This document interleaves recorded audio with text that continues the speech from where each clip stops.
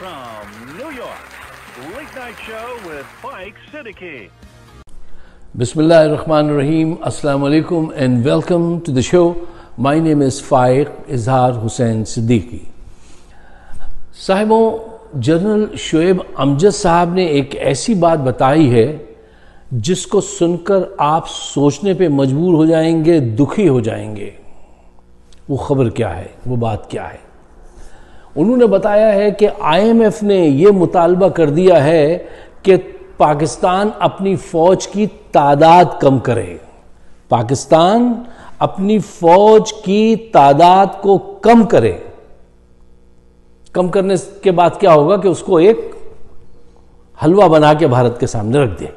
अच्छा, आज वो ये कह रहे हैं कि फौज की तादाद कम करो, कल वो कहेंगे कि ये जो फाइटर जेट तुम बनाते हो इनको बनाना बेचना ये बंद करो, फिर वो उसके बाद कहेंगे कहूटा को बंद करो, और फिर उसके बाद वो कहेंगे कि भारत की गुलामी को मंजूर कर लो, कश्मीर पे मुज़ाकरात करो और पाकिस्तान, नज़रिया पाकिस्तान ख़त्म। वो पाकिस्तान, वो हरा झंडा, वो 14 अगस्त, वो अल्लामा इकबाल की तस्वीर, वो जिना की तस्वीर, वो हमारी सेलिब्रेशन, वो पाकिस्तान अब होता नजर आ रहा है।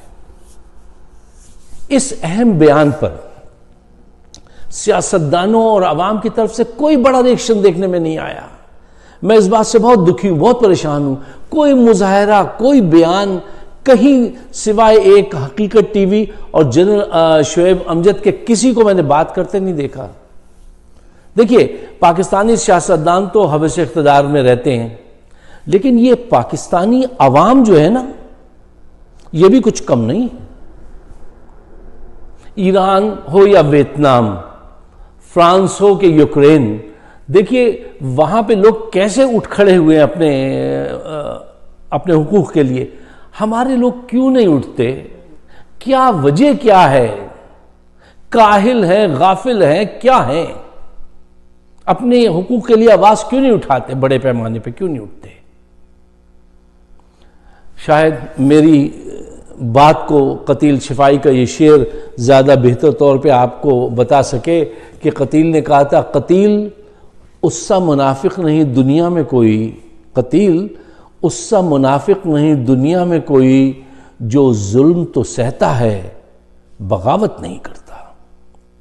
आज तक ये कौम उठी नहीं, अपने बड़े पैमाने पे उठती और इनको जो है वो उठा के गार्बेज में फेंकती इन सियासतदानों को, जैसे यूक्रेन में फेंका था उन्होंने। ये एक छोटी सी वीडियो देखिए अगर हम आपको दिखा सके तो, कि क्या हशर किया उन्होंने करप्ट पॉलिटिशियन का। He is a deputy and in parliament, as you say, a part of a party that is seen to be pro-Russian. But in particular, the emotions are running high because parliament was set to vote on a vetting law, an anti-corruption, it's called lustration law, which people hope will be able to cleanse the government of corrupt politicians, of holdovers from President Viktor Yanukovych's administration and other politicians.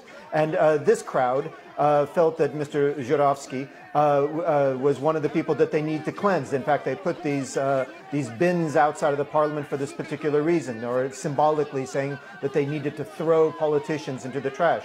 In this case, they actually did that to one politician in particular. But I think what we need to keep in mind is this really shows the emotions surrounding the issue and surrounding, indeed, the entire issue of corruption in Ukraine. साथियों, मुझे अपने सुनने वालों से एक शिकायत है। वो ये है कि जब मैं प्रोग्राम करता हूं, बाजवा साहब इस्तीफा दीजिए, तो उसको 1.25 लाख लोग देखते हैं। जब मैं प्रोग्राम करता हूं कि किस मॉडल गर्ल ने किस सियासतदान को गिरा दिया, पछाड़ दिया, तो 77,000 लोग देखते हैं। और जब मैं पाकिस्तान की बका पे बात करता हूं, उसकी सालमियत को जो चैलेंजेस दरपेश हैं, जब उसका जिक्र करता हूं, तो सिर्फ 7,000 लोग देखते हैं और कोई शेयर नहीं करता। बहुत कम लोग शेयर करते हैं। क्या पाकिस्तान की बका की अहमियत आपके नजदीक इतनी है, इतनी कम क्यों है? क्या वजह है? यह किस्सा क्यों नहीं आगे बढ़ता? ایسی بات کرنے والے لوگوں کی ویورشپ بھی کم ہے. یہ کیا وجہ ہے؟ میری ایک دوست پروفیسر ہیں, وہ کہہ رہی تھی کہ تمہارے ویورشپ اس لیے بھی کم ہے کہ تم زمانے کے ساتھ نہیں چلتے ہو. میں نے ان سے کہا خاتون, میں زمانے کے نہیں ضمیر کے ساتھ چلنا زیادہ پسند کرتا ہوں. کچھ ٹاپک ایسے ہیں جو آپ کو بہت ویورشپ دیں گے, بہت لائکس ملیں گے, لیکن میں اس سے زیادہ اہمیت اس بات کو دیتا ہوں کہ جو بات کی جائے وہ ضروری ہو اور لوگوں تک پیغام پہنچایا جائے, اس میں کچھ مواد ہو. اچھا, اب کل کا بیان دیکھ لیجئے آپ. احسن اقبال صاحب نے کہا کہ بہت سارے لوگوں کے گھروں میں ٹائلز کے نیچے اتنے ڈالر جمع ہیں کہ اگر وہ نکال لیے جائیں تو IMF والوں سے نجات مل جائے. اچھا, انہوں نے واضح طور پہ نہیں کہا, اشارہ دیا ہے جرنیلوں کی طرف جن کے گھروں میں اتنے ڈالر موجود ہیں. اگر کسی پولیٹیشین کو کہنا ہوتا تو اس کا نام لے کے کہہ دیتے. ان کی طرف اشارہ کیا ہے, ان کو دھمکایا بھی ہے ساتھ ساتھ کہ اگر تم ہماری دولت کی طرف آئے تو ہم تمہاری دولت کی طرف جائیں گے. احسن اقبال سگنل دے رہے تھے جرنیلوں کو کہ اگر تم نے عمران خان کو ہماری راہ سے نہیں ہٹایا اور اگر ہمارے کرپشن کے ہمارے اکاؤنٹس کی تفصیلات آئیں تو ہم تمہاری بھی بتا دیں گے. یہی انڈرسٹینڈنگ باجوہ اور شہباز شریف میں بھی تھی. وہ چاہتے ہیں اس کو کنٹینیو رکھا جائے.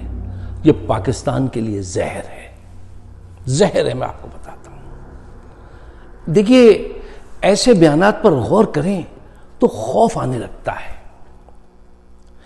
یہ خوف دراصل ایک قسم کی وارننگ ہوتی ہے. ہم اپنے سدھار کا ہر موقع گنوا دیتے ہیں, لیکن یہ بات ذہن میں رکھیے کہ آخری موقع جو ہوتا ہے وہ بغیر کسی وارننگ کے آ جاتا ہے. جس طرح جو صاحبان بغیر احتیاط کے ہر وقت ایسی غذائیں کھاتے رہتے ہیں دل کو نقصان پہنچانے والی, تو اچانک کسی رات کو ہارٹ اٹیک آ جاتا ہے. مسلسل آپ اگنور کرتے ہیں ایسے سگنلز کو. ہمارا بھی یہی حال ہے. ہمارے جرنیل ہو یا عام عوام ہو, کوئی بھی ہو, ہماری حالت اس انسان کی ہے کہ جس کے پاس الارم کلاک بھی ہو اور وہ سو رہا ہو, صبح اس کو آفس جانا ہو, اور اگر وقت پہ الارم کلاک بج جائے تو وہ کیا کرتا ہے, بجائے اٹھنے کے اس کو پاز کر دیتا ہے. وہ تھوڑی دیر میں پھر بجتا ہے, پھر اس کو پاز کر دیتا ہے. کچھ تو ایسے اٹھتے ہیں کہ وہ غصے میں آ جاتے ہیں, وہ الارم کلاک ہی اٹھا کے باہر پھینک دیتے ہیں کہ چھوڑو اس کو. یہ کیفیت ہے. ہمیں سائن مل رہے ہیں کہ ہم ڈوبنے جا رہے ہیں, لیکن کوئی تیار نہیں اس پہ بات کرنے کو. ہمارے ایک دوست ہیں جو اب ہیوسٹن میں رہتے ہیں, ہمارے بچپن کے دوست ہیں. وہ مجھ سے عمر میں بڑے ہیں تو ذرا تو تڑاک کر کے بات کرتے ہیں. وہ جب اکثر بحث کرتے ہیں اور جب بحث میں ہارنے لگتے ہیں, ڈیبیٹ میں ہارنے لگتے ہیں, تو ان کا کلوزنگ اسٹیٹمنٹ بہت شارپ ہوتا ہے. اور وہ کہتے ہیں تم اچھے آدمی ہو لیکن بہت ضدی ہو, غلط اس میں تم چلے گئے ہو. دیکھو تم کیا سمجھتے ہو, یہ جرنیل جو ہے یہ کشمیر آزاد کرا کے دیں گے, یہ کشمیر آزاد کرانا چاہتے ہیں. نہیں فائق صاحب, یہ لوگ کشمیر آزاد نہیں کرانا چاہتے ہیں, یہ یورپ میں بنگلہ چاہتے ہیں ریٹائرمنٹ کے بعد. اور عوام بھی کہتی ہے کہ بھائی یہ کشمیر کا مسئلہ جو ہے نا اب وہ بھارت کو دے دو, اور ہم بھارت سے دوستی کرنا چاہتے ہیں, ہم بھی وہاں جا کے رنگ پھینکنے والا کھیل جو ہوتا ہے وہ کھیلنا چاہتے ہیں, اور ہیما مالنی اور راکھی ریکھا جو ہیں ان سے ملیں گے اور ہماری دوستی ہونی چاہیے, ہم تھک گئے اس سے. اور ایٹم بم جو ہے وہ بھیا تم سعودی عربیہ کو بھیج دو, تم کس چکر میں ہو. تو میں ان سے کہتا ہوں تمہارے ماں باپ نے اس لیے پاکستان بنایا تھا, اس لیے ہجرت کی تھی کہ تم یہ سب باتیں کہو اور یہ کرو. تو وہ کہتے ہیں ہاں پاکستان اس لیے نہیں بنایا تھا کہ آج جو ہمارا انجام ہے, ہمارے ساتھ کیا ہو رہا ہے, اس لیے پاکستان بنایا تھا. میں نے کہا وہ تو الطاف حسین کی وجہ سے ہو رہا ہے. تو پھر وہ اور چیختے ہیں, کہتے ہیں الطاف حسین تو اب آیا, اس سے پہلے کیا ہوتا رہا ہے. میں نے کہا یار تو قربانی دینی پڑتی ہے ملک کے لیے, تم قربانی دو. تو وہ اور چیخنے لگے, کہیں گے اچھا ہم رہ گئے بس قربانی دینے کے لیے, ہم قربانی دیتے رہے, ہمارے نسلوں نے قربانی, ہم بھی قربانی دیں. اور پھر دو شعر انہوں نے سنائے, وہ کیا تھے کہ تم نے تو دیکھا ہے کانٹوں پہ میرا رقص, تم نے تو دیکھا ہے کانٹوں پہ میرا رقص, تم سے میرا نقش کف پاک کچھ نہیں کہتا، تم سے میرا نقش کف پاک کچھ نہیں کہتا، مجھ سے تو وہ کہتا ہے کہ کہہ کے جو ہے سچ، تم بھی تو کہو تم سے خدا کچھ نہیں کہتا، تم کب قربانی دو گے؟ لاجواب کرنے کی کوشش کرتے ہیں، میں ان کو سمجھاتا ہوں، لیکن ایک نفسیاتی کیفیت پوری قوم کی ہے۔ پھر وہ اور چیختے ہیں، کہتے ہیں دیکھو یہ قوم محسنوں کو مار دیتی ہے جن کی تم وکالت کرتے ہو دن رات، بھٹو کو انہوں نے مار دیا، لیاقت علی خان کو انہوں نے قتل کرا دیا، فاطمہ جناح کو انہوں نے قتل کیا، قدیر خان کو انہوں نے نظر بند کیا، اب یہ عمران خان کو قتل کر دیں گے، کیا میں جھوٹ بول رہا ہوں؟ ان کی باتیں غلط ہیں لیکن قابل غور ضرور ہیں، اور اس میں سے بھی کچھ سیکھا جا سکتا ہے۔ لوک دیکھیے، ان کے اینگر کا ذرا تجزیہ کیجئے، یہ ہے کیا؟ کچھ حقیقت ہے، کچھ جذباتی پن ہے۔ دیکھیے، یہ 5th جنریشن وار کا اثر ہے ان کے دماغ پر۔ جو اجیت ڈوئل نے کہا تھا کہ ہم پاکستان سے سرحد پہ نہیں لڑیں گے، ہم اس کے گھر میں گھس کر اس کو اتنا کمزور کر دیں گے کہ وہ سرحد تک آ ہی نہ سکے۔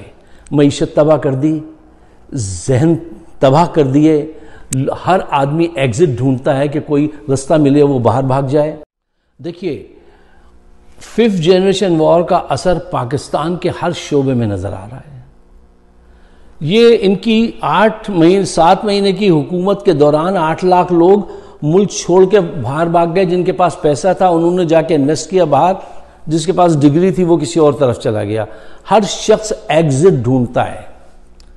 نظریہ پاکستان سے محبت ہر شخص کی جو ہے وہ کمزور سے کمزور تر ہوتی جا رہی ہے۔ یہ ہے 5th جنریشن وار کا اثر، اور اس کا مقابلہ ہم کیوں نہیں کرتے؟ مقابلہ کرنا چاہیے نا۔ اور جو ہمارے جیسے کچھ لوگ ہیں جو مقابلہ کرتے ہیں تو لوگ ان سے کہہ دیتے ہیں آپ زمانے کے ساتھ نہیں چل رہے۔ زمانے کے ساتھ نہیں، ضمیر کے ساتھ چلیے، اور تیز قدموں سے چلیے، اور تصادم سے بچیے۔ یہ صحیح ہماری اسٹریٹجی ہونی چاہیے۔ دیکھیے، آج صاحبوں کسی قوم کو آپ گھوڑے پہ آ کے بیٹھ کے توپ چلا کے جہازوں سے حملہ کر کے تباہ نہیں کرتے۔ آج ٹی وی میڈیا ان کی ایلیٹ کلاس کو خرید لیتے ہیں، ڈیسیجن میکرز کو خرید لیتے ہیں، ان کی اکانومی خراب کر دیتے ہیں، رشوت کی لذتوں میں ان کو گون دیتے ہیں۔ اس طریقے سے کیا ہوتا ہے کہ وہ اپنے نظریے کی بنیادوں پہ شک کرنے لگتے ہیں کہ یہ پاکستان صحیح بنا تھا یا غلط بنا تھا۔ 70-75 سال کے بعد یہ کر رہے ہیں، اور وہ صاف فرما رہے تھے کہ یار ہم کیوں قربانی دیں۔ علاج کیا ہے؟ علاج یہ ہے کہ ہمیں اس بات کو سمجھنا چاہیے کہ 5th جنریشن وار کیا ہے، دماغوں پہ کیسے حملہ آور ہوئے ہیں، اور اس کا کتنا بڑا نقصان ہم سہ رہے ہیں، اور اپنا کردار ادا کرنا چاہیے۔ جہاں پہ بھی ہیں، جو بھی آپ کی حیثیت ہے، چھوٹی ہو یا بڑی ہو، اپنا کردار پورا ادا کیجیے۔ آپ کے پاس اس وقت ایک ایسی قیادت ہے، ان حالات میں اکثر قیادت چاہیے ہوتی ہے، بہت ہی اسٹرانگ مین، اور وہ آپ کے پاس موجود ہے جس کو آپ کی ایجنسیز قتل کرانا چاہتی ہیں۔ اس کا ساتھ دیجیے۔ فوج کے اندر اتنی دراڑیں پڑ چکی ہیں، میں یہ باتیں اچھی نہیں ہوتی کہ ہم کھل کے اتنی زیادہ اپنی فوج کے متعلق باتیں کریں، پردہ رکھنا چاہیے، لیکن اتنے گروپس بن چکے ہیں اور اتنے بے چین ہیں، جو ان کے ینگ آفیسر ہیں اتنے بے چین ہیں کہ کسی وقت بھی انہوں نے فوج کو بھی اندر سے توڑ دیا ہے۔ آپ کے دشمنوں نے فوج کے اندر سے ڈویژن پیدا کر دی ہیں، اور یہ بہت پختہ ڈویژنز ہیں۔ اس کا ریئیکشن کس وقت سامنے آ جائے یہ کوئی نہیں کہہ سکتا۔ کیوں؟ مایوسی وہاں آ چکی ہے، اور حقیقت کمیونیکیشن اتنا بڑا ایرا میں بہت بڑے ریولوشنری دور میں ہم آ گئے ہیں۔ ایک تو 1800 میں آیا تھا، وہ جب وہ پرنٹنگ پریس جرمنی میں گٹنبرگ میں جب بنا تھا تو ایک ریولوشن آیا تھا، ایک ریولوشن یہ آیا ہے، اور اس میں ہم اتنا کمیونیکیشن ہے کہ فوج کے اندر بھی سب کو سب خبر ہے کون کیا کر رہا ہے۔ فوج کے اندر بہت بڑے گروپس بن چکے ہیں، فوج کو اندر سے انہوں نے ڈیوائیڈ کر دیا ہے۔ جو ہماری ایک قوت تھی جس پہ ہمیں ناز تھا اس کو بھی خراب کر دیا۔ آخری بات دیکھیے، ہم جو بننا چاہتے تھے وہ تو ہم نہیں بن سکے، ٹھیک ہے نا. لیکن آج بھی پاسبلٹیز موجود ہیں, ان کو پہچانیے اور اس سے ان کا استعمال کیجیے. عمران خان کی قیادت بہت زبردست پاسبلٹی ہے. آج اگر جرنیل سچے دل سے پاکستان کی خاطر, اسلام کی خاطر, اللہ کی خوشنودی کے لیے ایک ساتھ مل کے 10 سال تک جم کے بیٹنگ کریں تو ہم اس دلدل سے نکل سکتے ہیں. دنیا کو اقبال کا وہ تھا نا, توحید کے نعروں سے دنیا کو ہلا دیں گے, ہم وہی بچپن والی بات جو ہے اس کو پکا کر کے دکھا سکتے ہیں. لیکن دونوں کو ایک ہونا ہوگا. اس کو قتل مت کرائیے, اس کے ساتھ مل کر کام کیجیے. ظاہری حالات کتنے بھی مایوس کن ہوں, ان کو دل میں جگہ مت دیجیے. دیکھیے تاریخ گواہ ہے کہ قوموں کی زندگی میں وہی قومیں آگے بڑھتی ہیں جو ایسا نہیں ہوتا وہ قومیں آگے بڑھ گئی جن کو کوئی مسئلہ ہی نہیں درپیش آیا ہے. نہیں, وہ قومیں جو مسئلہ درپیش آنے کے بعد اس کو حل کرتی ہیں, حل کرنا پڑتا ہے, اور وہ آگے نکل جاتی ہیں, وہ گیو اپ نہیں کرتی. اور ہمیں تو قرآن یہ کہتا ہے گیو اپ مت کرو, مایوسی کفر ہے. میرے خیالات سے اگر آپ اتفاق کرتے ہیں تو برائے مہربانی, میرے اپنے لیے نہیں, ہمارا آپ کا تو وقت پورا ہو گیا ہے, کبھی بھی بیل بج جائے گی. پاکستان کے بہتر مستقبل کے لیے اس کو شیئر ضرور کیجئے گا, اور مجھے اپنے خیالات سے ضرور نوازیے گا. آپ سب کا بہت بہت شکریہ. ہمارا چینل ہے فائق صدیقی شو, اگر آپ سبسکرائب کریں تو بڑی عنایت ہوگی. شکریہ. خدا حافظ.